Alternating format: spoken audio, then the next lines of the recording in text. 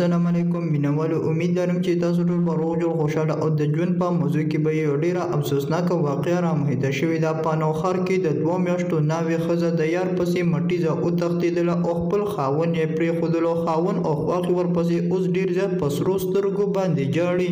د 2 میاشتو ناوې ښځه د خپل خاوند نه ولې وتښتېده؟ په کور کې داسې څه مسله وشوله؟ راځئ مینوالو موږ سره دا ویډیو اخر پورې وګورئ چې د پوره معلومات نه خبر شئ. که څوک په دې چینل کې نوی مهرباني وکړئ سټار کلیک در سره ضرور سبسکرایب کړئ او براټلې نشان ووهئ. نورې هر یوه معلوماتي ویډیو به تاسو ته ډیره په اسانتیا سره میلاویږي. دا واقعه په نوښار کې رامحیطه شوې ده چې د 2 میاشتو ناوې ښځه خپل کوره مټیزه د یار پسې وتښتېدله.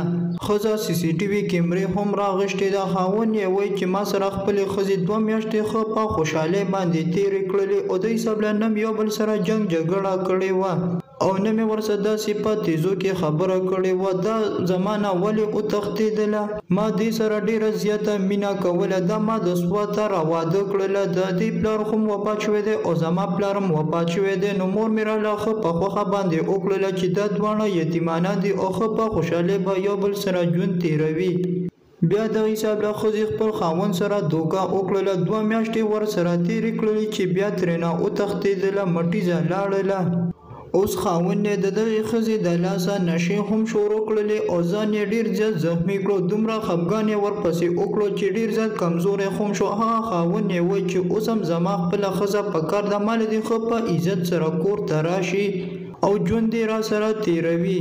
اوس هم چې ما له راشي زه به ورسره په کور کې جنګ جګړه نه کوم، ښه په خوشحالۍ باندې به یې ساتم. خاوند ورپسې په سرو سترګو باندې ژاړي او وایي چې دغه ښځه دې ما له په عزت سره راشي. الله تعالی دې د دغې ښځې په زړه کې رحم پیدا کړي چې خپل خاوند لا واپس راشي او ښه په عزت سره دې ژوند تېر کړي. دا وه زموږ نننۍ ویډیو. نورې معلوماتي ویډیوګانو لپاره په دې چینل کې اوسئ. والسلام.